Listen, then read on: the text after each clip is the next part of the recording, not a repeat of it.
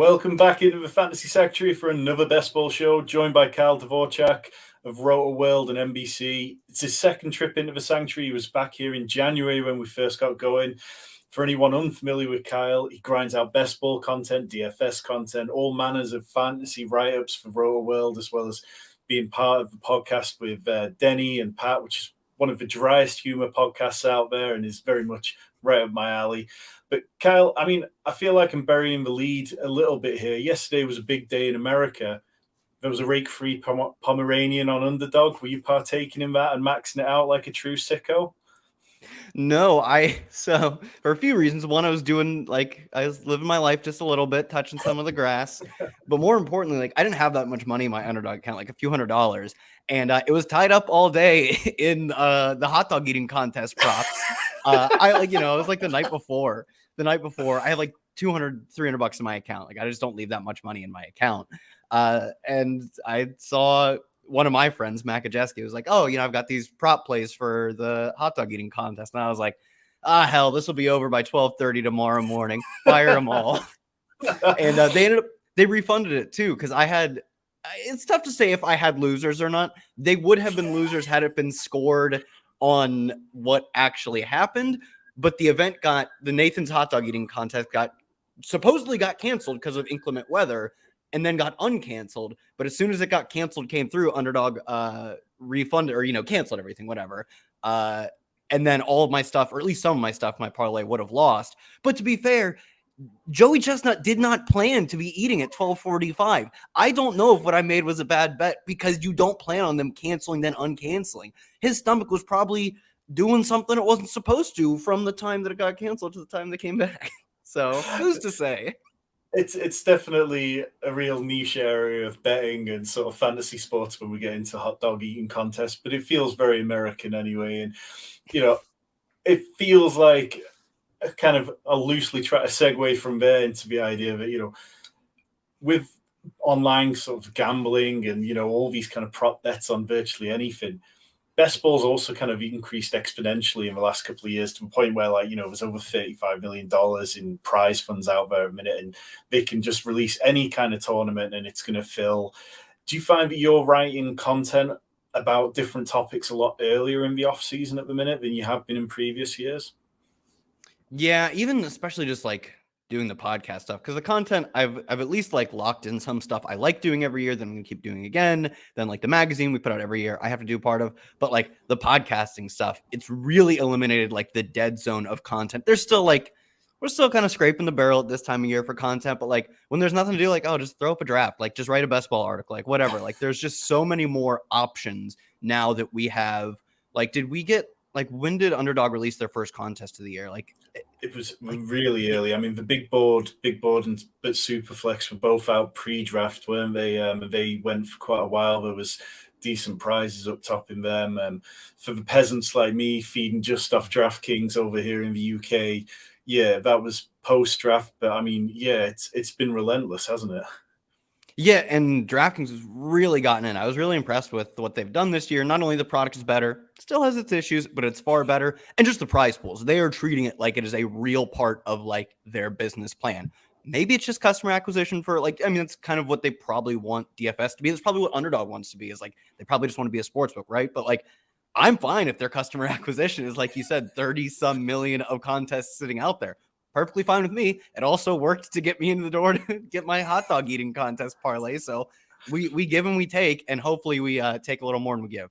Yeah, definitely. We are going to get into a draft soon, but it would be wrong to bring Kyle on, a man who's been doing the news shift for Rotoworld today, and not talk a little bit about some of the storylines that are shaping ADP, like the unresolved storylines, the ones which, if things break one way or another, could have a huge difference in ADP. And one of the main ones, which I think, feels like a good place to start, Joe Mixon, his Draftkings ADP's climbed up to 45.2. On Underdog, it's 50.0. Last year, RB6 in total points, RB12 in points per game.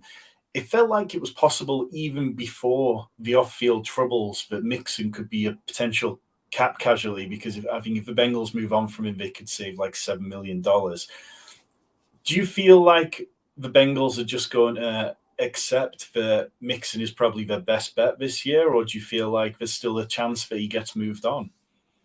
Yeah, there's definitely still a chance he gets moved on. I mean, this is like something The Athletic has reported on extensively that it would be, I mean, there has to be a resolution other than they keep him on his current contract. I'm almost 100% positive that he will not stay on this team on his current contract. Now, is his best bet clearly just to take a whatever pay cut they're offering? It depends on the pay cut, but a pay cut, stay with the team and be successful, because it's probably going to be really good to be successful on this offense versus like joining the Bucks after cut down, like, you know, Mixon is like a final weeks of training camp type of cut. They can't work it out. They cut him. Then he joins the Bucks. He doesn't get all summer with them, and they're the Bucks. They're terrible. Like, that's a terrible outcome for like his long-term career. So I think it's still most likely that he's on the team on a more team-friendly version of his current contract. But like, is he that much better than like Leonard Fournette? Could they just straight up say like, you either need the massive pay cut, which he doesn't agree to, and then they just cut him and they pick up Leonard Fournette for like 1.5 million? You know, he's not going to cost much. That clearly the market isn't savvy to get Leonard Fournette. You know, they're not dying to get Leonard Fournette on their teams right now. So I would personally, as a just NFL observer, I'd say like, yeah, Leonard Fournette's probably fine. Pay him not a lot and it'll work out. But I don't understand that they would also want to keep Mixon and they're working on it. But this is like, maybe this and like Dalvin Cook and DeAndre Hopkins, like the main pivot points. I don't think we're getting many people talking about Joe Mixon relative to like DeAndre Hopkins, just because that's what's in the news right now. He's visiting here. They've made him an offer, whereas Mixon, it's just a stalemate. There's nothing to talk about. Yeah, I think it's tricky for Mixon because you can imagine from his agent's point of view, he's probably just trying to keep a low profile, stay out of the way of the Bengals front office, because P. Ryan was outplayed in some efficiency metrics by Mixon was outplayed by P. Ryan in efficiency metrics last year. You know, Mixon had 4.2 yards per carry to Mixon's 4.0. P. Ryan had 26 missed tackles to Mixon's 33, but like on 110 fewer attempts. So, yeah, it feels like the Bengals, if they really wanted to start playing, tough, they could start flirting with Dalvin Cook or somebody like Leonard Fournette, who you mentioned. If none of that happens and we get to sort of September, the last week of these best ball contests, and there's been no signing, do you see Joe Mixon's ADP climbing?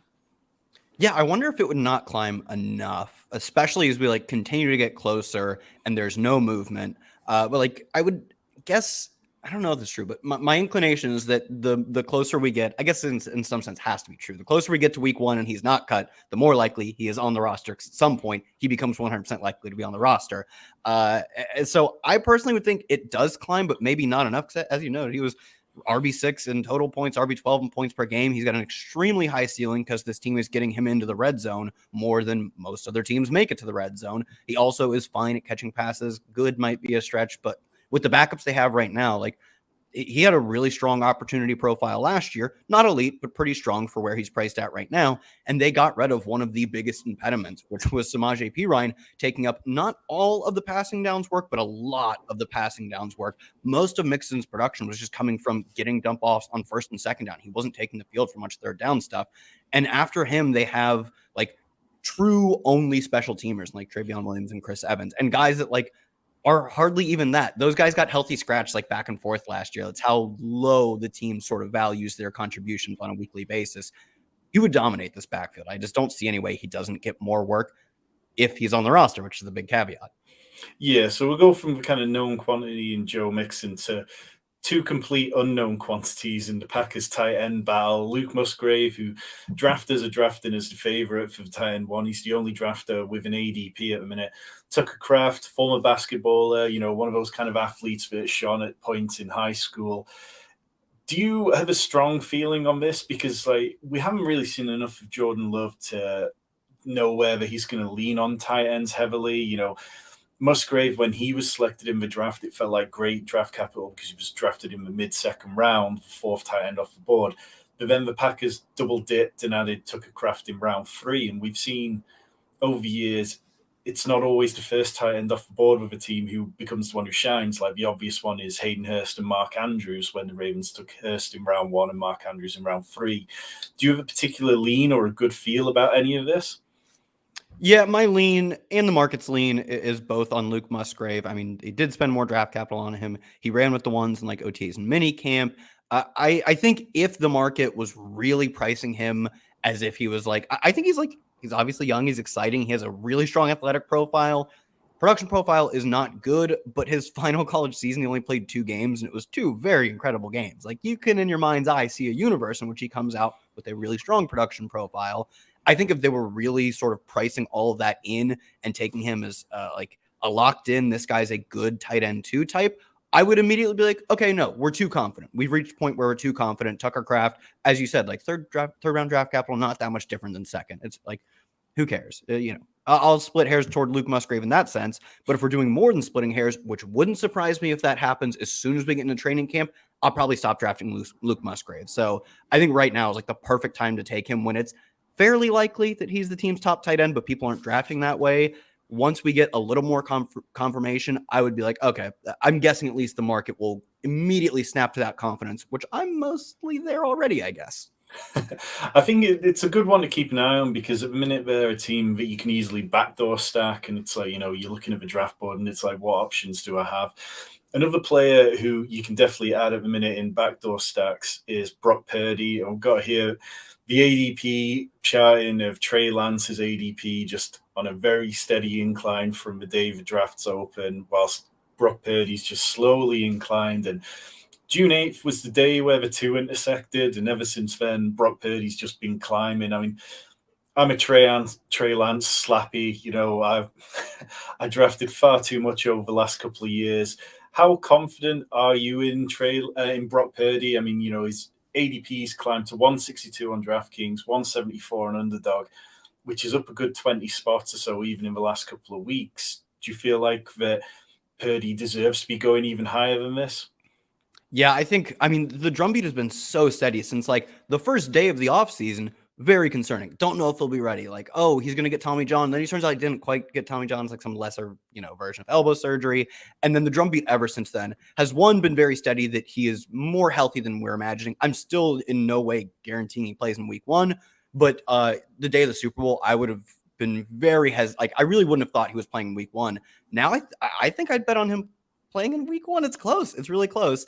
And more importantly, every single beat writer and members and Kyle Shanahan and John Lynch have both called him like the leader of the clubhouse. Schefter and Rappaport have both been adamant that he's the number one. There just is no, and I mean, I understand there is no QB controversy really once he's healthy. I don't know if there's anything we could even see from Trey Lance. Like, if Trey Lance gets the first and second start, let's say that, and he really balls out, I don't even think I'm not sure that's enough. I don't know that he would keep that job. Say Purdy comes back in week 3. I'm not sure he would. And the likelihood of him doing that seems slim if he even gets to start over Sam Darnold. So I think we're locked into Purdy playing from the moment he's healthy to the end of the season, barring like a complete meltdown. He was really good last year, and his health is trending in the right direction. And this ADP rise we've seen so far, it means so little to me because the value of the 20 picks he's moved is like $2 in auction value if you were to like equate all these to auction value. Once he starts getting more to where the picks have a real opportunity cost, I'll start thinking about it. But I just find myself taking a lot of 49ers early. And why would I not take the quarterback who easily gives the best, the pass catchers is who I'm talking about, gives them the best chance to succeed? So he's going as QB 24 on Underdog, QB 25 on DraftKings. Would you take him ahead of Jordan Love at QB 20? I think so. Yeah, that's where I think I have him in my personal ranks. Okay, Is so right there. Russell Wilson, who's QB 18, would that be No, too steep? Yeah. too high. Jordan I think Love, I think I'd take him over Jordan Love. Yeah, I think it's definitely that range. I mean, because if you push him ahead of Russell Wilson, you start getting into the Aaron Rodgers area, and it feels like a little too much projection there. And Purdy did have 16 or more points in 4 of his 5 starts, but it just feels like, we've seen Kyle Shanahan at times clamp down on his quarterbacks and rein them in and, push them more into a system. We got one more storyline we're going to talk about before we get into a draft here. So the Vikings RB2 situation. Ty Chandler basically didn't do anything last year in his rookie year, but he's been clear RB2 in ADP at 195. Dewayne McBride, ADP of 215, not being drafted in every single draft. He had 3,000 rushing yards in his last 2 college seasons. So it kind of feels like, to me, I'm a little bit surprised, but there isn't a little more hype for Dewayne McBride. But I've just been mixing I can both. tell based on the way you wrote these. One of the guys, the only note you have is he didn't play in his rookie year. And the second guy, you're like, holy crap, this guy was incredible. And that's how I would have written it. Because Dewayne McBride, small school, competition he faced, pales in comparison to like what we, even what we see from like a prospect we didn't care about. And like Brian Robinson, he was fine. I thought he was overdrafted, but at least his final, I think it was a 1,400 yard season, was against SEC competition. Impressive single season. It's just, it came late. He's not a pass catcher. McBride, one of the like most efficient college football careers, like something like 7 yards a carry, consistently led or was like near the top in NCAA in like yards after contact. And Ty Chandler, even if you just throw out his rookie year, I think he broke his thumb and missed like the vast majority of like the middle chunk of the season. Even if you just throw that out and like say this was his rookie year, was not an impressive college prospect. Just always a committee back, transferred and stayed in school for like 5 years, I think. Coming out of college straight up, I'd take McBride by a lot. The fact that Ty Chandler didn't get to play much his rookie year is at least a slight knock on him. The fact that it was injury related and not an injury that seems likely to repeat. Like there's no repetitive nature of, I think it was just a broken thumb.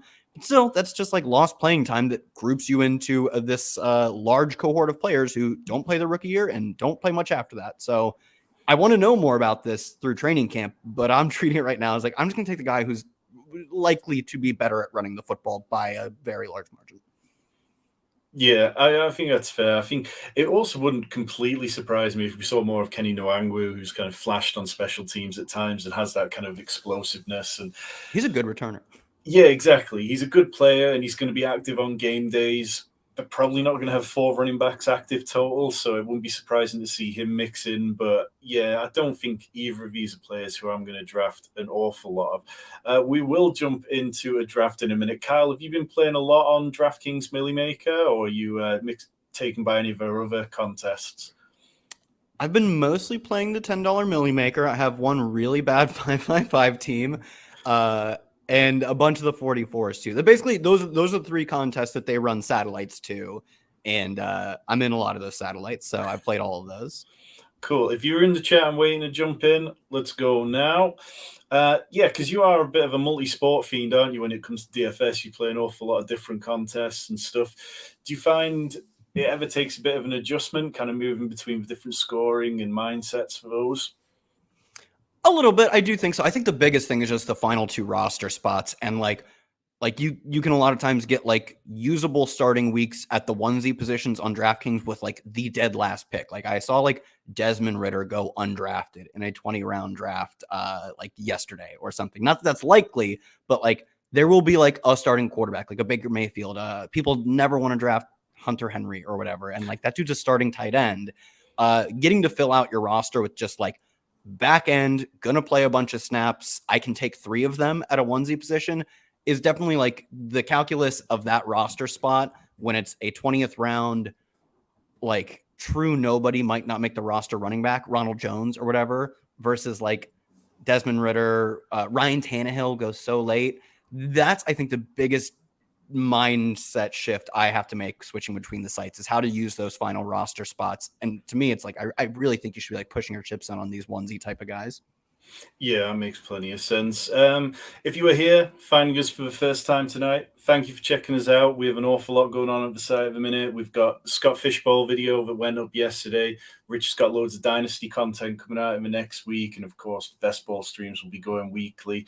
Kyle, what have you got going on over at Rotoworld at the minute? Rotoworld Football Show. Search that on your favorite podcast app. Fantasy Team Previews. If you just look up NBC Fantasy Team Previews, we have a link that has every single one of them. You'll eventually find the ones I write, but read all of them. The ones that I didn't write are also really good, probably even better. How far deep are you into the kind of the Millie Maker of these big contests? Are you at a point where you like try to slow down or anything, or are you just kind of like just drafting and just feeling like the pace is fine for you at the moment? Well, it's fine right now, but I didn't draft very much at all in May or June. I was just busy with other stuff. So, but I haven't been like forcing myself to do a ton. I've only multi-tabled like twice yet. So right now I'm like, oh, this pace is great, but it's because I haven't done the numbers. I'm like, am I going to get close? I want to max the $10. That's the only one I feel like I'll have a lot of entries to. Otherwise, like the 44, like I'm not firing. I don't plan on firing 150 44s. Obviously not the 5x5, but getting to 150 of the $10. I will do that, and I have not figured out if I'm on a decent pace to do that yet. Yeah, we've got Chris in the chat who's drafting out of a number 2 spot, so he hopes his draft goes better than his last $9 free max. I finished the $9 free max at the weekend. Hopefully we'll get more of those kind of contests soon as well. I'm at about 60 of the Millie Maker ones, so I'm at a point where I feel like the pace is kind of okay. I'm probably going to try and give myself a week next week to sit back and just enjoy not drafting too much and just take a look through all my exposures and stuff. I tend to draft on desktop more often because I use the Spike Week overlays. Kyle, are you a desktop or a mobile man these days? Oh, almost all on my phone. I have like a laptop that has a VPN on it. Fantasy sites hate my VPN. They do not let me draft on that. So I have to like switch to a second laptop to do that. So I don't know if I've had a single desktop draft yet. Oh, nice. It might not be true. Maybe I've had like one or two. But also almost every day now. Take the dog for a walk around noon, about 10 minutes before, queue up for one of the $10. So I get like at least a little drip of those every day. And it's not just me benefiting. The dog gets to get some exercise. That's a good way to go with it. Obviously, big thing being cardio club whilst drafting. Just because we're stuck on Draftkings for them doesn't mean we can't stay healthy.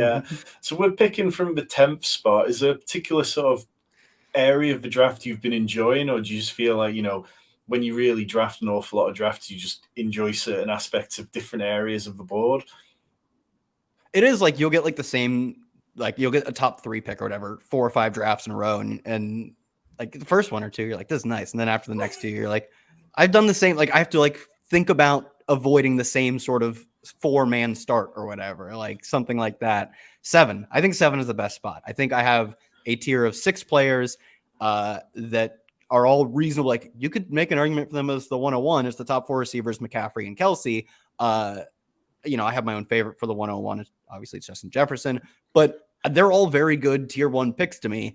And then if you pick 7, you get to gamble on someone not taking one of those players. And I love making that gamble, even if it doesn't always work out. Yeah, for me, I started off very heavy on Cooper Kupp, and I started off on drafting quite a lot of Bijan Robinson, and then he slid. And I've kind of had to stop myself from being even more aggressive on him because I'm kind of set at about 20%. We're a few picks away here. Nothing too crazy so far. Jefferson, Chase, Kupp, McCaffrey, Tyreek Hill, Kelsey.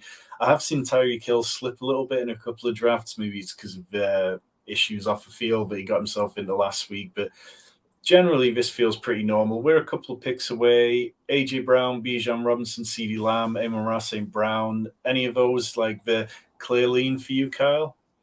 Now, to me, it's who went that wasn't. To me, it's in this spot. It's always AJ Brown or Bijan. So, same. Well, that's fine. He's fine. It's been AJ Brown or Bijan. I'd go.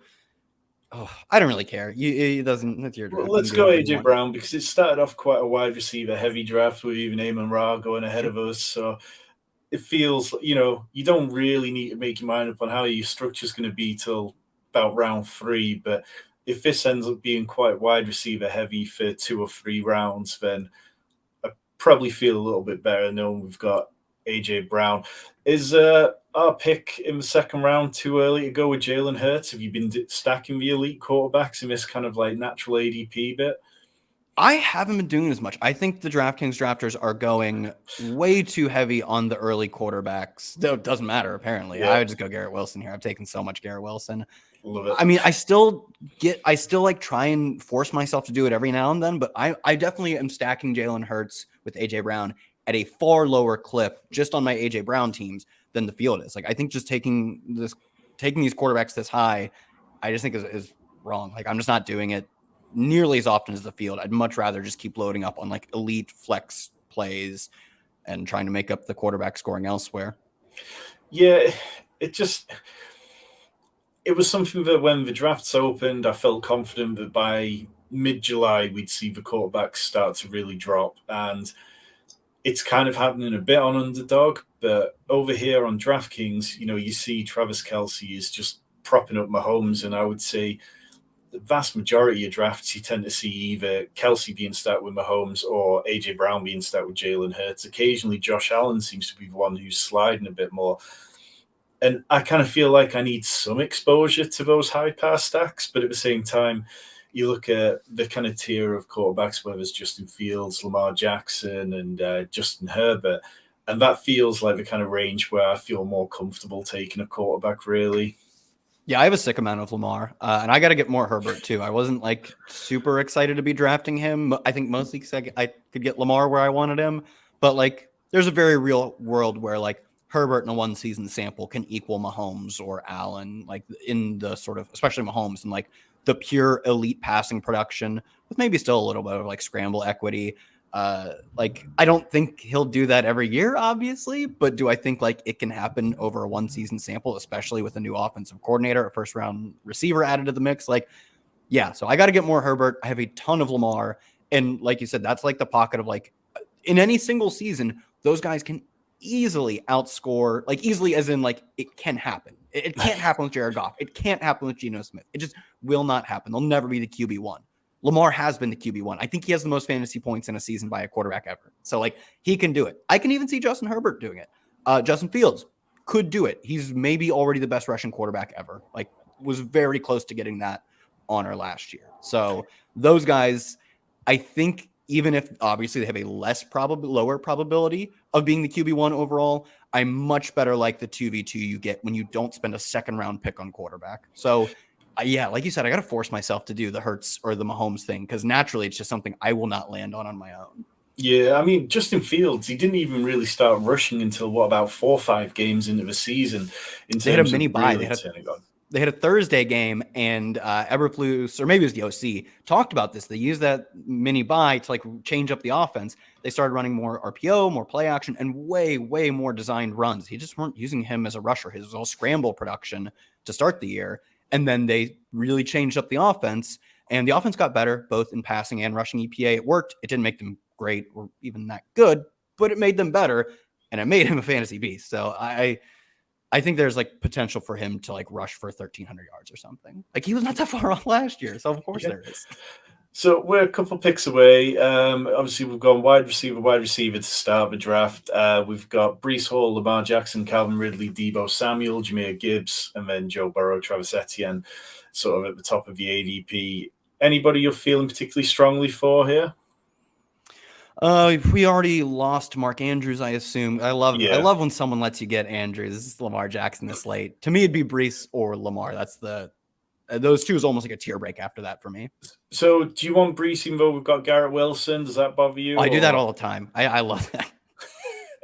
Let's do that. I don't think I've got any teams where I've taken Breece with Garrett Wilson. So I'm intrigued to see how that kind of plays out and looks. Yeah, I think I'm definitely in on the Jets. I find it's very concentrated. I've got plenty of Garrett Wilson. I've got plenty of Breece Hall. I've got some Aaron Rodgers. And that's kind of about it, really. I don't feel, plenty of Tyler Conklin late because he's just virtually free. But yeah, I feel like Alan Lazard and the rest of them are not players I'm drafting a lot of. Are you in on Aaron Rodgers recovering this year and sort of being more fantasy relevant? I've had to take some Aaron Rodgers. I take so much Garrett, and I do this stuff. I'm sure I have like way more than you would expect out of like randomness of AJ Brown, Garrett Wilson, Breece Hall starts. Probably the same of like Brian Robinson, Garrett Wilson, Breece Hall starts. And de facto, I am taking all of these. Amari Cooper's part of the week 17 stack. So I guess that's kind of an easy one. I don't get excited about taking Amari Cooper, but he's probably a good pick. But yeah, I take a lot of Aaron Rodgers, not because I'm like in love with this guy, but all my Breece Hall and Garrett Wilson say I should be. So we'll go with the Amari Cooper pick there. I've not been drafting a huge amount of him. it's one of those where it's just been a little bit of a blind spot for me. I think I quite like Deebo Samuel. I'm kind of in on him having a bounce back season. I like Keenan Allen. I like Jerry Jeudy. So I've been drafting a lot more of them than Amari Cooper. So Chris Allen put out some tweets today about sort of weather in October, typically over the years, and how the Browns typically tend to suffer worse than most teams. Are you going to pay any attention to that this far out, or do you feel like, you've just got to take the price and the value of the players where they are? Yeah, I mean, if I'm taking Garrett Wilson and Breece Hall, like I am de facto saying that in week 17, that game scores a lot of points. Like, not necessarily, but at least more likely.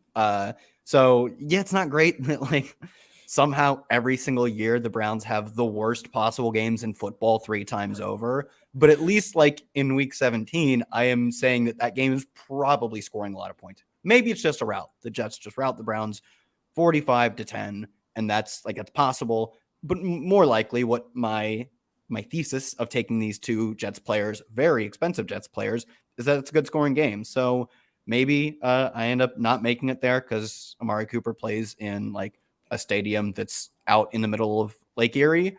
But that's kind of a gamble I'm willing to take when I've already committed so much to their opponents in week 17. Yeah, and Deft Angel saying I can see Rodgers doing that. I will throw Wilson 85% in the red zone routine. That's all we need in week 17. Give us 3 touchdowns to Garrett Wilson, and that will be plenty fine. So through 4 rounds of the draft, it's been a pretty normal DraftKings room. Nobody gone double quarterback yet, just the 2 tight ends off the board. We've got a couple of teams who have started, with extreme micro strategies like a 0 RB team from the 101 who takes Hawkinson there at the end of the 4th. We've got a team that went robust with Austin Eckler, Jonathan Taylor, and Ramondre Stevenson. Have you been leaning into any of those kind of like robust starts or even hyper fragile teams because of the values that present themselves with the running backs?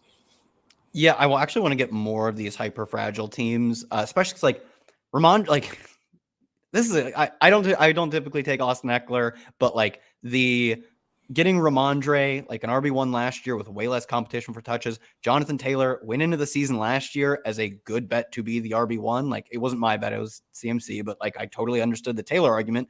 And last year's RB1 overall Austin Eckler, if I have all these correct, like getting all 3 of those on the same team, even on full DraftKings PPR or whatever, like you probably shouldn't be able to do that. I think we've gone too far on letting like elite running backs like Pollard and Taylor specifically are the ones that come to mind make it to the 2nd round. I love wide receivers as much as the next guy, but I've been radicalized a bit to be like, yeah, especially like 2-3 turn, getting Pollard, even Pollard, Ramondre are the 2 I get the most, but Taylor in the middle of the 2nd, even Derrick Henry and Josh Jacobs, like 3rd round Derrick Henry. Think about telling like 2019 self that, or 2020 self, 3rd round Derrick Henry. You're like, oh, he's fallen off a lot. And you're like, no, he's as good as ever. Like, we just don't want him anymore. I think on DraftKings, when you talk about like the 100-yard bonus for rushing of 3 points, like that can really tot up. Like that team there with Eckler, Taylor, and Stevenson, if all 3 of them get there, that's a huge amount of points to try and overcome from another team. And,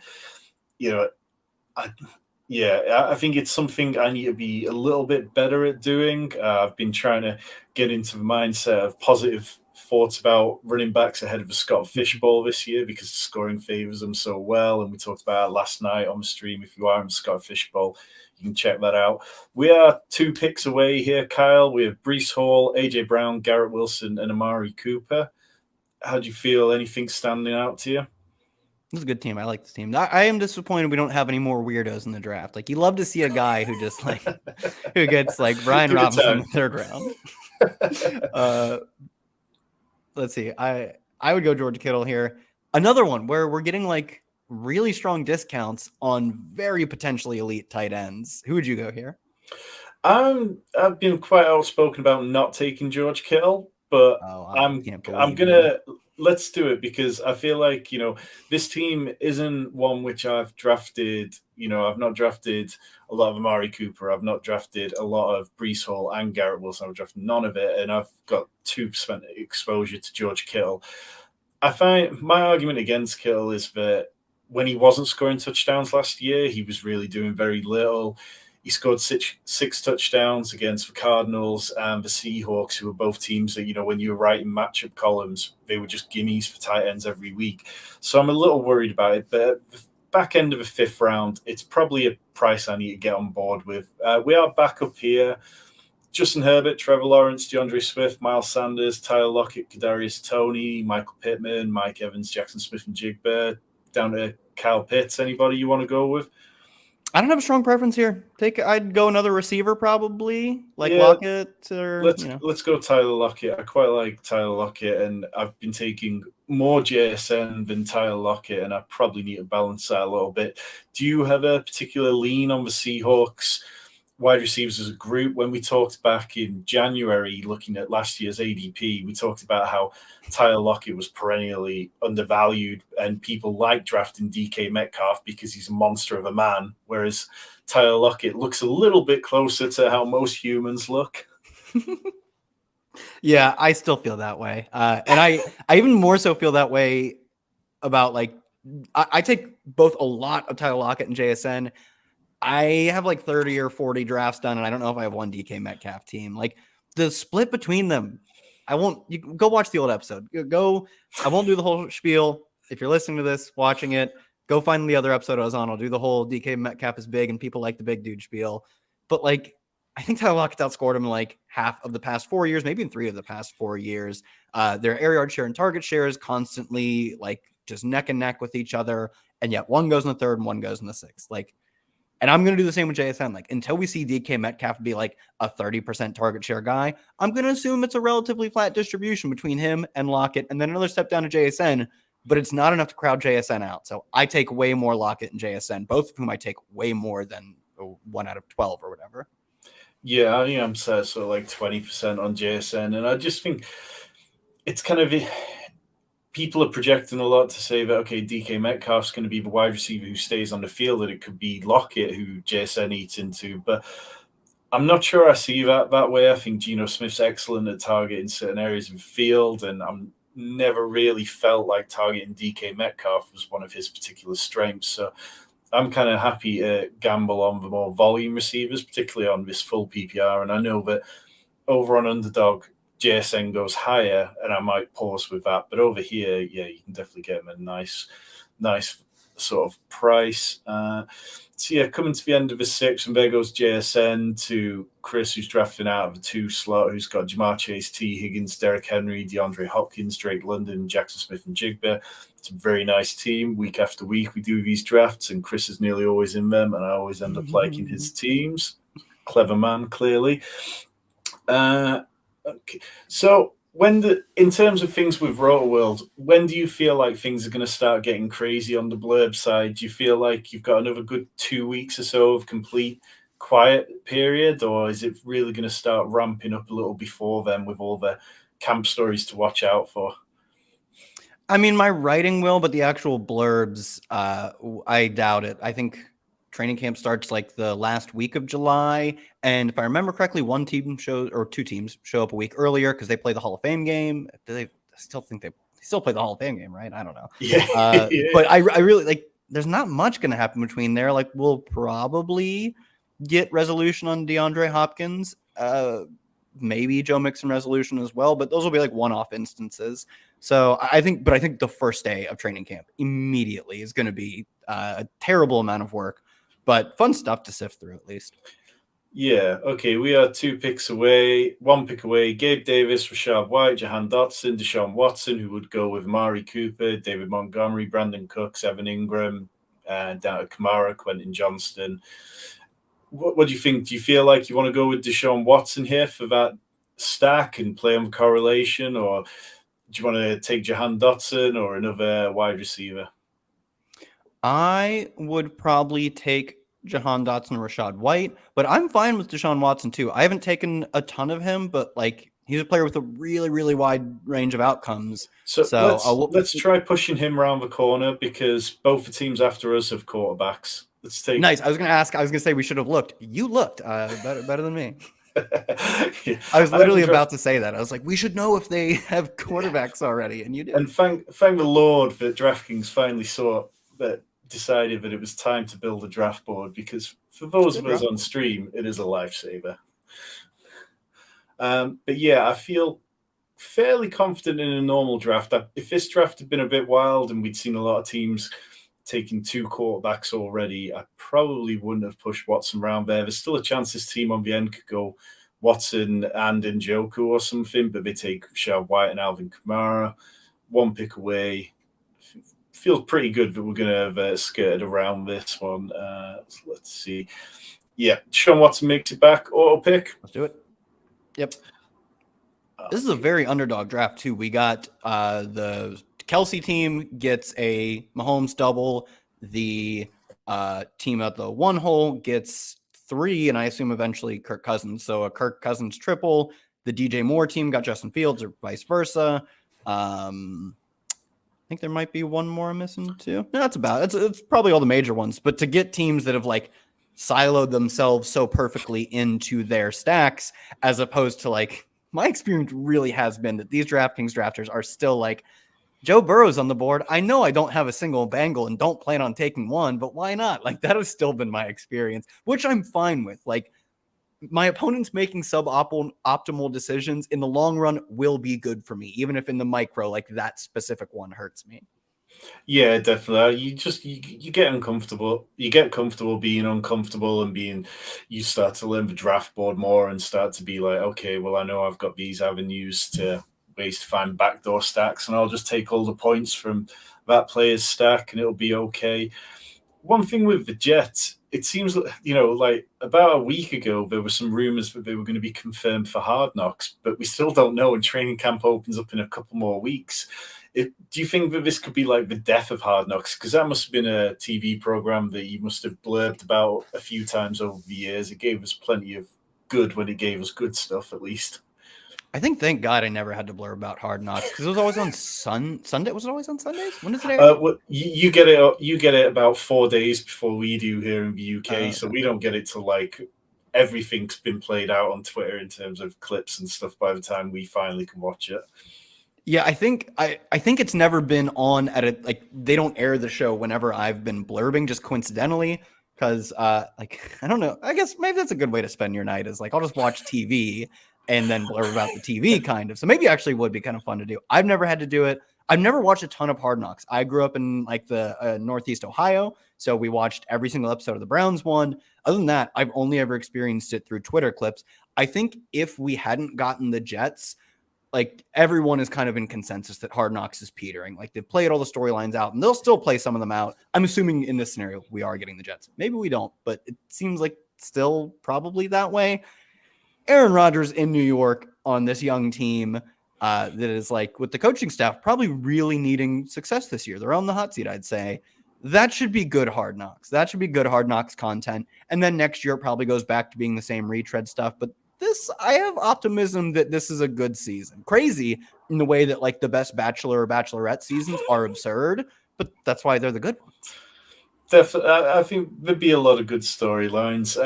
So we are coming up on our 9th round pick in a few picks so far. AJ Brown, Garrett Wilson, Breece Hall, Amari Cooper, George Kittle, Tyler Lockett, Jahan Dotson, and Deshaun Watson. We've kind of gone with this late hero RB build, which you kind of able to do this year with a bit more confidence than in previous years, where that would be the running back kind of dead zone would be your first running back selection. Do you feel like we need to start looking at running back when this comes? We're seeing a lot of quarterbacks fly off the board. Or, yeah, we were at the top of ADP. There's Elijah Moore, Odell Beckham. Elijah Moore goes there. Rashad Bateman, Brian Robinson, David Njoku. Or sort of further down, there's Alan Lazard, Geno Smith, even though he does have the same bias to Sean Watson, so we might not want him. And then Aaron Rodgers.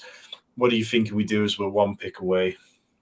I would go Elijah Moore. Did we get him? Is he still Elijah Moore got drafted before as a few picks, sorry. Oh, well, we could go David Njoku, just 2 tight ends, as long as he doesn't double up our buys. Not the biggest deal if he does, but Kittle and 5 and 9, that's perfect. Let's do that. Yep. I think there's definitely a big potential season for David Njoku. You never seem to really get on the same page with Deshaun Watson last year, but I think, the this is definitely going to be a very different offseason for Deshaun Watson for many reasons this year, and we should have plenty of time to try and get on the same page. We are a couple of picks away, and Rashad Bateman just goes. Brian Robinson, AJ Dillon, Alan Lazard, Geno Smith, Zach Charbonnet, Jameson Williams, Aaron Rodgers, Zay Jones. Then kind of down to the likes of running backs, Devin A.J., Rashad Penny, Khalil Herbert. Anybody stand out as like an easy pick for you here, Kyle? I would take Brian Robinson. It's not like a layup by any means, but it would be him or Charbonnet. I'm not taking Alan Lazard. I haven't taken that dude once, and I don't plan on it. If we hadn't taken, we could maybe have figured out the Rodgers with the Watson pick and then Lazard to get like this big jet stack. I'm glad we didn't. I like how things turned out for us better. I would go Robinson here. Yeah, Brian Robinson feels like quite good. Aaron Rodgers did go to the team on the turn who have 2 quarterbacks, 4 running backs, 4 wide receivers so far. And, anytime you can take Aaron Rodgers there, just screams out value. But I like what we've done. We've got the Jet side of the points. Breece Hall and Garrett Wilson feel like the players who should be putting up a lot there. Amari Cooper, David Njoku feel like the most reliable bets in Cleveland from the passing game. So, yeah, it's working nicely, in terms of the playoffs. You can see we've built up that there. And 5 players in one game feels like probably, you don't need to push it too much further. Jahan Dotson gives a little correlation with George Kittle. How much do you put into the kind of week 17 correlation? Because this contest on DraftKings, 1.2 million total entries are available. It feels heavily like we're going to see a lot of overlay in it. And then the final being 1,400 people. Are you really looking to push that correlation, or do you feel like, you just want it when it falls to you?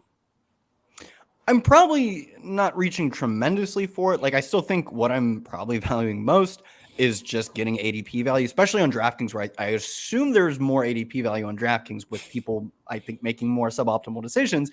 And also, I just think more bad ADPs than like when you look at underdog. Like, I'm just generally of the belief that the underdog market looks to be sharper. So I'm definitely not valuing like week 17 correlation above all else, outside of like my quarterback stacked, which is more than week 17, but it also is week 17. When you look at like DFS, you don't always, if ever, need a run back to your stacks. I typically am bringing back, but like it's kind of dependent. I know the Bengals game looks great, but say like the Chiefs played just a bottom, the Cardinals, right? Oh, here you go. Jalen Hurts plays the Cardinals. Like, you don't need a run back. Like, we saw Jalen Hurts destroy Pittsburgh last year. I remember that one was great. Like, you didn't, maybe they had someone who did something. I don't remember, frankly, but like, you can just have your quarterback beat the brakes off of another team. And especially when it's a team that like they have tendencies that make them good to target. The Chiefs' tendency is that they pass even if they're killing you. Like we saw, I think it was 2 years ago or maybe last year, where like there was Chiefs Jets was a really popular DFS game. And I was like, oh, do you need a bring back? And I was like, oh, no, the Chiefs are just miles and miles better than this Jets team. I think it was 2 years ago. Or with like a team like the Eagles, like if your team, their opponent at least, is predictable in how they can be beaten, i.e. they don't get pressure and they can't stop deep throws. That was Pittsburgh.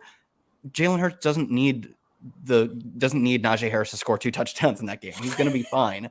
I think more so my stacks that are like, that I'm really targeting, that I'm like going out of my way to, fade ADP are the later ones. Cause like, I don't think Mac Jones has a great ceiling in the game where like he scores or, the Bills score 35. Okay, that's a way to unlock whatever ceiling he has.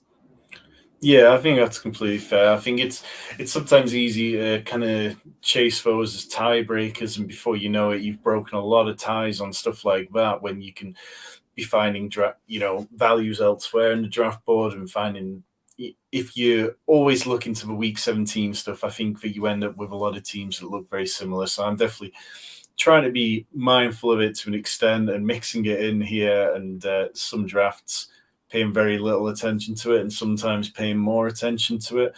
We are 4 picks away in the 11th round. We've got Russell Wilson, Juju Smith-Schuster, Rondale Moore, Dalton Kincaid, Jacoby Myers, Greg Dulcich, and Elijah Mitchell, Sky Moore, and then Adam Thielen, who I haven't drafted at all, and KJ Osborne, Jalen Warren. what's standing out for you, Kyle? We're going to have 2 picks in space of sort of like 5 here. Oh, well, speak of the devil, Rondale Moore is a little week 17 correlation with AJ Brown, I think. But no, I mean, I think I don't want to say we're good at running back, but we're not so bad that we need the points right now. Maybe a spot, though, that if we want to like pad in one Brees Hall missed a game, we could use a high floor, like the week 1, obviously, could use a high floor player, but I don't think it's a big deal. Other than that, I am thinking that like we don't have any receivers we can stack with our quarterbacks yet, because like Jets are gone, and Hurts is obviously gone, and then that's it. The We've rest of got them are set. Dotson. Oh, we can get Purdy. Hell yeah. Not Yeah, yet, but yeah. So, do you want to go with Rondale Moore to open up that sort of choice later on? Yeah, also that's another one that like taking him allows us to get a stack later. So yeah, I'm fine with that. Okay, so that gives us, and now we've got 6 wide receivers. I think I kind of get a little twitchy if I'm not up to about 6 by this point. I always want 5 in the first 9 rounds on DraftKings, and like I looked back at last year's finals data, and that was very prevalent amongst like the 969 teams that made the final. I think something like 58% of teams had done that. So even the robust RB teams have found a way to get there. We are back up in another pick with Elijah Mitchell, Jalen Warren, Michael Gallup, Cole Kmet, Tank Bigsby. Any of these guys, people you keep drafting? I've had both a lot of Elijah Mitchell and Sky Moore.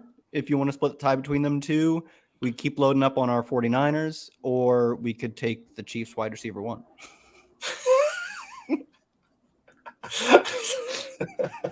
Let's go Elijah Mitchell. Not because I don't have any faith in what you just said. I'll go with, I haven't drafted a lot of Elijah Mitchell, and in this scenario where I'm kind of, drafting George Kittle, who again I've barely drafted at all, it feels like a good draft to push some of these sort of things that I've been not doing. It definitely is this kind of time where I like to do that. How much You have that mentality where you take like one pick, like you're like, I don't ever take this guy, I'll take this guy. And then you're like, well, this team sucks. I'll just take all the players I don't want. I'll get exposure to every player I don't want on one team, which is like probably a bad idea. But I do that all the time. Yeah, it would be deeply upsetting in many ways if this was the one team to make the final, because then it would just be, proof that every other draft I didn't have the right mindset, but this one team was really good. And, of course, if it won $1 million, that would be fine. I could live with that. We'd split that $500,000 each. And I feel like, we'd have a good chuckle over a beer one day about how, thank God we went with Elijah Mitchell, who I drafted in like 4% of drafts before this. But how often do you check in on your exposures to players if you're drafting mainly on the mobile? I think that's one I've kind of become reliant on Spike Week's tools that kind of guide me through everything. And I can see that I've got like 28% Jalen Warren at any time and stuff like that. But when you're on the mobile, obviously it's a little different. Well, DK has the just like percent drafted and entry fees drafted, but combinations of players, obviously they don't have. And that's something that I need to check in on more so. I do have like a good idea of like, oh, I know that, this isn't one I actually have a ton of, but I would know that, when I take CeeDee Lamb, I've taken Amon, right? Like that's an easy stack to get on the 1-2 turn.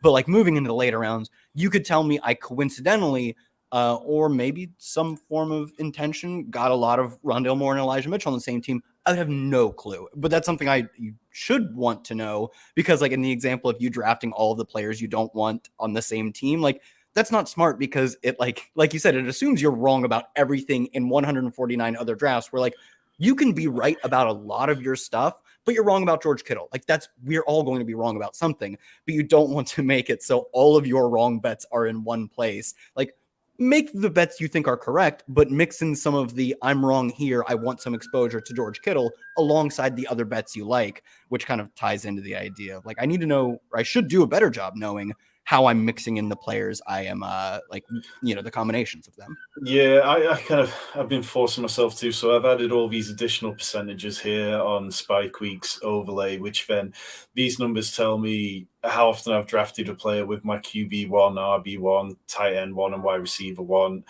And yeah, I'm forcing myself to try and look a little differently at the draft board and try to think a little bit differently at this point, because otherwise I'm just going to end up with an awful lot of teams that look the same. We are a few picks away in terms of quarterbacks. I'm just going to chuck a couple who we could add to stacks into the queue for later on. In terms of players coming up, there's Donta Foreman, Sam Laporta, Isaiah Hodgins, Kyler Murray, Kendry Miller, Van Jefferson, Donovan Peoples-Jones, Raheem Mostert, Bryce Young, Taysom Hill. We're back on the clock. Kyle, anything stand out as like the obvious pick? I don't think so. What do we got? Oh, these are all. We've, I can go quarterback here. Murray would be interesting. I don't take much Murray. I don't have a lot of faith in the way things are going to go, but we do have week 17 for him and a season long with. well, Rondale. let's push him around the corner because we've got two teams with two. Let's go. I'm just going to take. Make a pick. Just do it. Oh, Donovan Peoples-Jones. Oh, that's a good enough one. Good enough. Because we had no need for tight end. We're pushing quarterback, so the entire screen I'm looking at mostly is not relevant to us. So it's really hard. Yeah, good quick twitch muscles there. I was looking for Kendry Miller there, who's a player who I had Pete Overs out on the show a few weeks back talking up Kendry Miller, and I found myself clicking on him quite a bit recently. I have a ton. I do like Kendry Miller, but he went one pick before his Donta Foreman. I've been trying to get more because I've been drafting a lot of Khalil Herbert. I've been drafting a lot of Roschon Johnson. It's probably more weighed in their favor than it needs to be. Same. And yeah, those running back options kind of disappeared. So if we get our second quarterback here, we can go either Kyler Murray or Brock Purdy. You want to go with Brock Purdy? I'm fine with that. Yeah, go for it. Cool. So that'll give us Sean Watson on a week 5 bye and Brock Purdy on a week 9 bye, which feels fine. Have you seen Kyler Murray slide quite a bit in some of these drafts? I'll tell you where he slides. He slides in the 5-5-5. I have Rondale Kyler with like a Mahomes team or something. In like the 1-5-5-5 I've done. It was like the worst draft I have by far, but I got that stack. I still think he probably goes too early. I think there's just so many scenarios in which like he isn't ready. I think most scenarios he isn't ready for week 1. They put him on the pup list. They probably extend that out like to weeks 5 or 6. And then he's like eyeing a week 7-8 return, and they're 0-8 or whatever. They're 0-7. Like, okay, well, let's hold him out a little bit longer, and then the season's almost over, and you don't want to play him. Like, they're obviously incentivized to lose this year. The team has like a rebuilt front office, rebuilt coaching staff, and good picks next year. They have the Texans pick, right? Yeah. So, I mean, on the other hand, like you can see a scenario in which he's healthier earlier than expected. He's back in week 5 and he's Kyler Murray, and he doesn't have to deal with terrible offensive play calling and decision making. I think those scenarios are fewer and far between by a pretty considerable amount. So I don't have much Kyler. And when I got him in the 5-5-5, it was like 40 picks past ADP, which is where I took him because that's like roughly where I think he should go. He should be like a super late round flyer type of guy, not so early. And I think it's probably fine that we didn't take him here. Yeah. He's a player that typically my mindset is I will take him when he slides, because I've seen slides. Did a draft over the weekend where he slid almost to like a pick 195, and it was one pick away from me, of course, at that point, and then he got taken by the team in front of me, just at the point where you talk yourself into him being a good value by that point. And I do agree with what you said. I think I was chatting to somebody recently who made the argument that the Cardinals need to see what they've got in Murray before they decide what they're going to do with their picks next year. But I think that it's entirely possible that they get all that from what they see off the field and what they see in the training room, what they see from behind the scenes, enough to decide whether they want to go forward or whether they want to completely reset the clock. And it's tempting, really. If you told me that they could have 2 of the top 5 picks next year, new coaching staff, new GM, and just completely reset the rookie window and really build it back up. Marquise Brown's a player that I think I wouldn't be surprised if there's some storylines about him creep up. He didn't actually take part in the practices at OTAs. I don't believe. I think he was, kind of standing off to the side. His agent is the same agent who had AJ Brown, DK Metcalf, all sort of like causing off-season drama last year. So would it be surprising if he wants paid because he's in the last year of his contract, or could they end up flipping him for a second round pick or something? It's something I could easily see playing out. I don't know how likely that really is, or whether I'm just kind of bought in on the drama. And I'm always, I've given the Cardinals a good kicking over the last few years for how inept they were, and maybe I'm just still too heavily in that mindset. But out of the Cardinals players, are you drafting James Conner much? I don't know if I have a single James Conner. I don't know. It's like, imagine old Rashad White. Like, I thought I liked Rashad White. I don't take him that much. Like, imagine Rashad White, but 28 or whatever James Conner is. Like, offense is going to be terrible. Like, I don't expect him to be efficient. Like, maybe Rashad White could be maybe more likely than James Conner, but I wouldn't project it for either of them.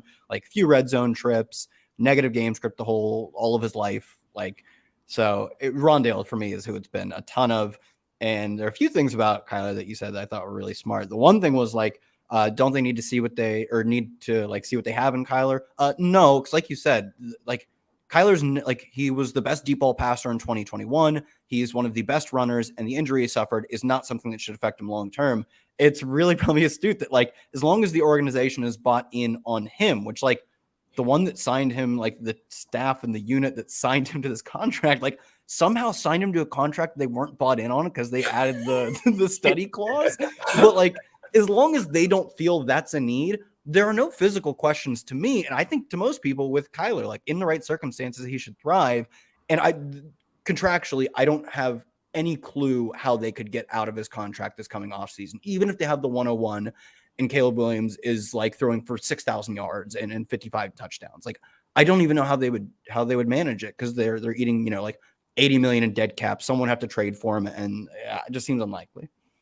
Yeah, I'll definitely leave those finer details to someone smarter than me to work out. I think, it's like whether he can learn a new offense for the first time in the pros is possibly something you could weigh against him. But we're back up here. We've got 3 running backs so far. We could look at Jeff Wilson, Chuba Hubbard, Zeke's at the top of the queue. I don't draft Zeke. Or further down, there's Gus Edwards. Any of those stand out, or do you want to add another? I would star. You said Jeff Wilson's around here somewhere. Yep. I'd take a decent amount of Jeff Wilson.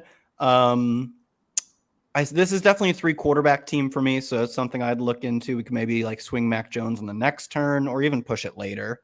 So we took Jeff Wilson there. I like that. But yeah, I think, I definitely agree. We can look at a 3 quarterback team.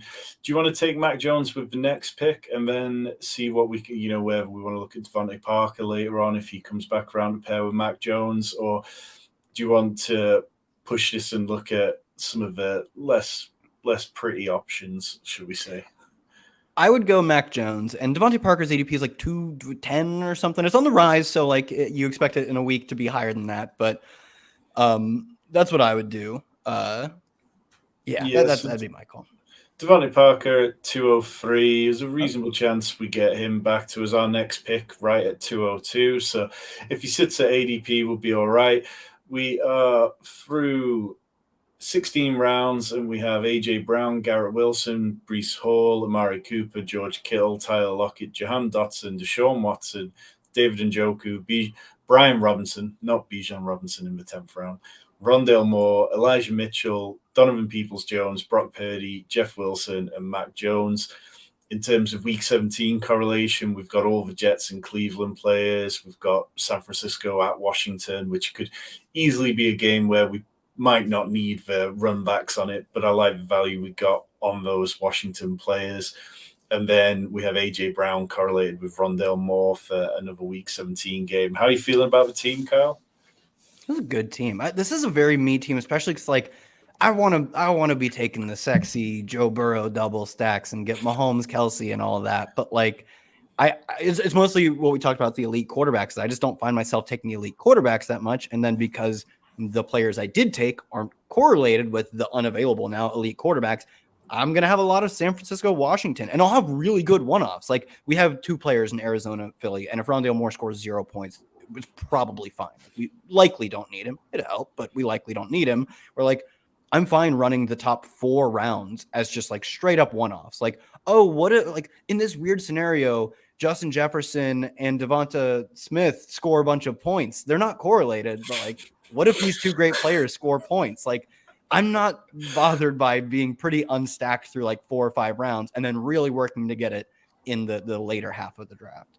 Yeah, I think that's a great point. I think it's, we see so many of these ADPs that bring things in line. Like, if you don't see Patrick Mahomes go to the Travis Kelce drafter, quite often you see him go to Jamar Chase drafter the 102 or so, or people stacking with T. Higgins on the turn. And there's the kind of the obvious correlations up top.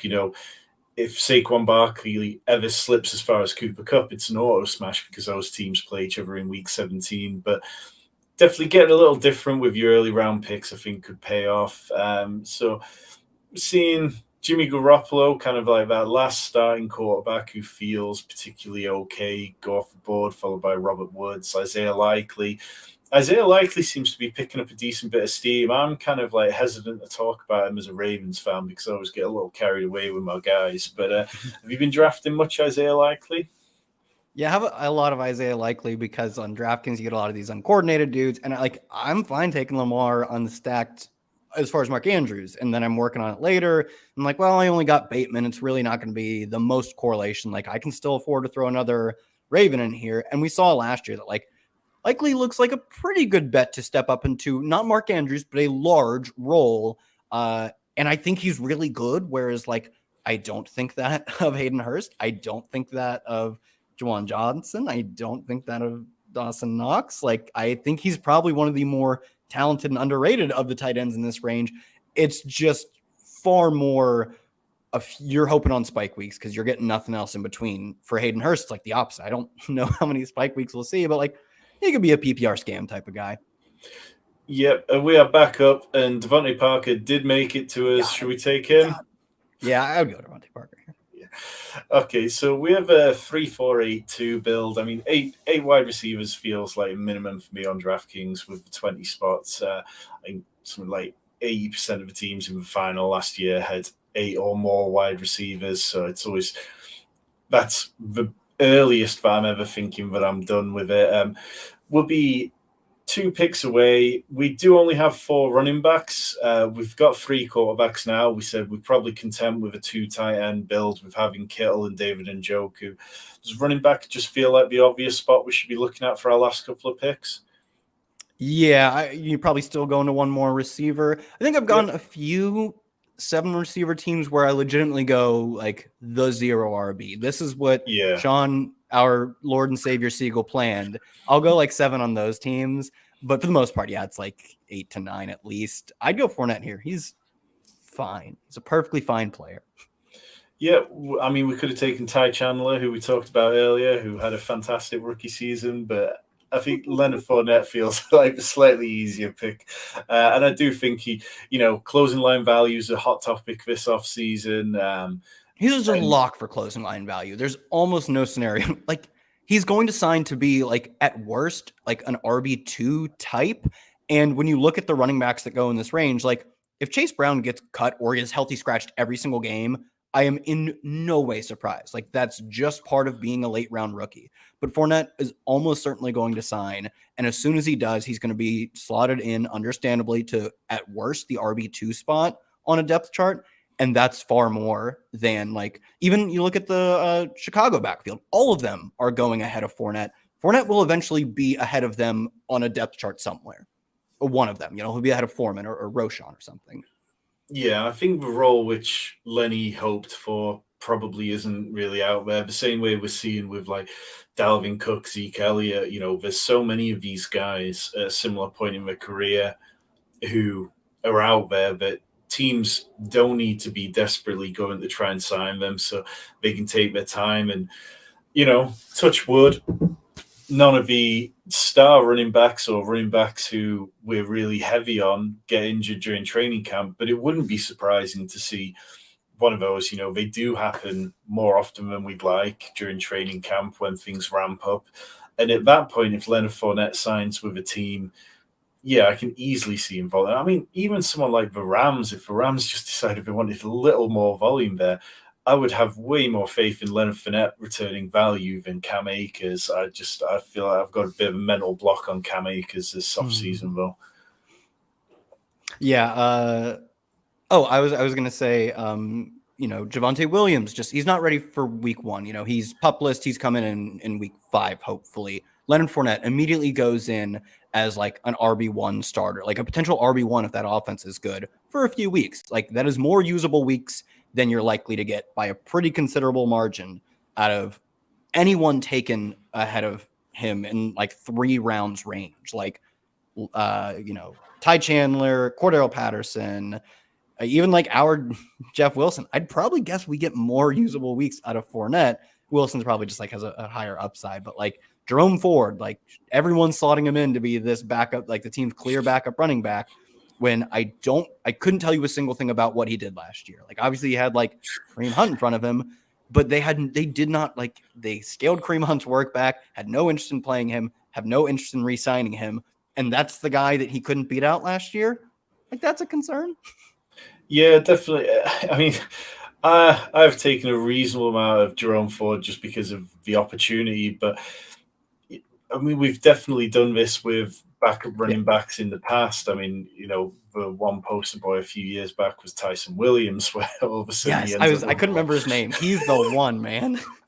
Yeah, I mean, in Jerome Ford last season, he scored a total of like 1.2 PPR points. So, really, do we know what the floor is? Do we know what the ceiling is?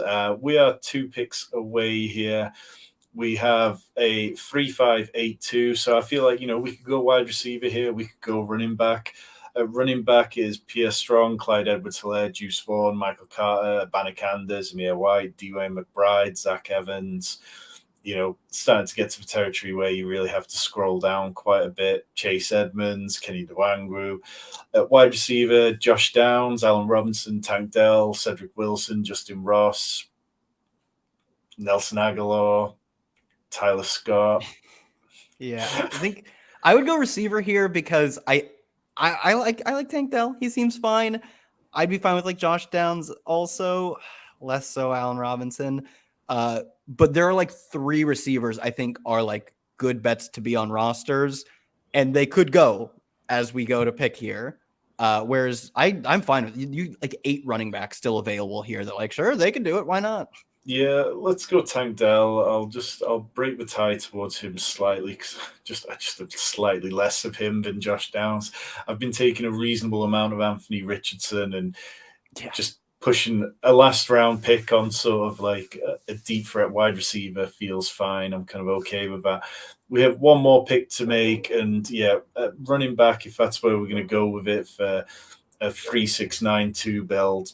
Pierre Strong, Clyde Edwards-Helaire, Juice Vaughn, Zamir White. Last year I drafted too much of him. Latavius Murray, who caught a bit of chatter this week that maybe he's not that far behind Damian Harris. What are you thinking, Kyle? I'll let you go with this one. Either Dewayne or I talked about Dewayne so much. Sure, take Dewayne McBride. I would have said Zamir White also would have been fine. The other players on that roster, Amir Abdullah and the former Patriots guy, they're special teamers. They just have like legit pass catching specialists and special teamers behind Josh Jacobs. If something were to happen to Jacobs, maybe they just bring a street free agent in. But I think Zamir White's got like a pretty high end, like between the tackles contingent value. That I think is probably way undervalued at 225 or whatever. So do you want to go White or McBride? Go McBride because I talked about him so much. I don't have a strong preference though. I think they're both like similar-ish bets. Yeah, I think that's fine. Like it's very much agree with a very similar bets.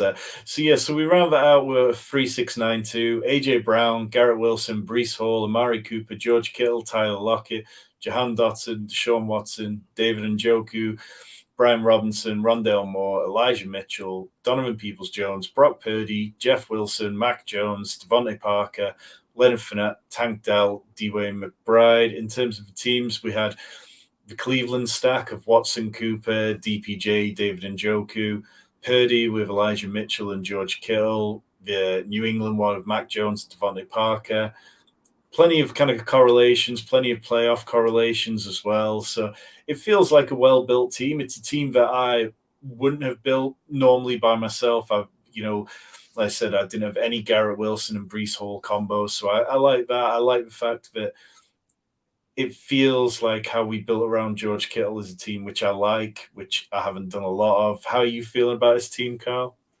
I feel a little selfish because I like this is a team I'd build pretty easily. And the fact that I would build it pretty easily probably just means I dominated all of our decisions. But that's all right because I like this team. That's all right, because Chris in the chat says, nice team, and I like the last two picks. Big fan of Chris and his channel. Always appreciate him stopping by. And yeah, I like it. I think, that's the beauty of these draft streams. And if you don't stream a draft, I'd recommend going and just drafting a team with a friend or something, because it really pushes you into picking players who you don't necessarily like. Like for me, George Kittle, and I don't think I've drafted much Leonard Fournette at all as well. So I think these are moments for me where it kind of makes me reevaluate how I'm viewing players. And yeah, I like this. And maybe I take a little more Cleveland after this. Maybe I take a little more George Kittle and mix it in slightly heavier. And I think it's a good team. I think there's some nice teams in here. We had a 2-5-10-3 build out of a free spot with Cooper Kupp, Tony Pollard, Josh Jacobs, Chargers stack, and Kyle Pitts. That feels like a very nice team. I think, Chris at the 2 slot, Deft Angel, very nice sort of late hero build like ourselves with Derrick Henry, 6 wide receivers in the first 7 rounds, which is always something we'll look favorably on. Kyle, any kind of last thoughts on this draft before we kind of get out of here and wrap things up? We got to get you on this George Kittle bandwagon. I'm not sure if you know this, but he is pretty good at football. By this point in the off season, I've wrote quite a few articles talking about fading George Kittle, so I'm going to need some pretty big convincing stuff to sway me. He's like maybe the best tight end since PFF started tracking data. He's like I'd bet anything he's the career yards per out run leader by an incredible margin over Gronk, over Kelsey. Like every snap he plays is the best snap of football, like efficiency wise ever. And I'm not knocking that. I think there's, you look at the target share rate when all the players were healthy last year, and when Debo was healthy, when McCaffrey was on the field, and Kittle's dropped down from like 20% down to 13%. You talk about when he wasn't scoring touchdowns, he scored 4.8 half PPR points per game. And those touchdowns, which we've never really seen him be a prolific touchdown scorer. He scored 11 touchdowns last season, previous career high of 7, quite a lot of the time middling at around 5. And I worry that if everybody's healthy on the Niners, that it could be easy to see some of that regress. And betting on health of Niners players isn't something that typically works out for anyone. But yeah, maybe I just, like, late 5th round is an area where I probably should be thinking about what do I win if I win and what do I lose if I lose, because not having Kittle last year was the kind of, I had a reasonable amount of Kittle, but it was mainly stacked with Trey Lance, which didn't really do anything good for me. So yeah, I think elite tight ends are definitely something which I'm still in favor of. So yeah, Kyle, thank you so much for trying hard to convince me about George Kittle for this draft. I feel good about it. Anything in particular coming up over the next few days where people can see you? I have one team preview. Oh, I think Rams. I think it's the Rams. I already have it written. I wrote it like a while ago. So I think it's Rams team preview coming out tomorrow or the day after. Rotoworld football show, and I have my best ball rankings. I will bump a link to those as soon as we log off, but I update them when we get news or just every week, just based on like slightly changing ADPs or so. So I'll tweet that out, and just follow me on Twitter and you'll find everything I do. Excellent. Big recommend for Kyle. Like I say, I really like his writing, love his podcast with Pat and Denny. It's excellent stuff and very much up my street in terms of dry sense of humor. If you are still here, thank you for checking us out. We have more best ball content coming next Wednesday. We'll be drafting with another guest. We've got Rich's Dynasty content over the next few days. If you're playing him with Scott Fishbowl, go back and check out yesterday's stream where we talk scoring, strategy, mock draft, and all that sort of stuff. If you haven't already, hit the subscribe button, and we will be back soon.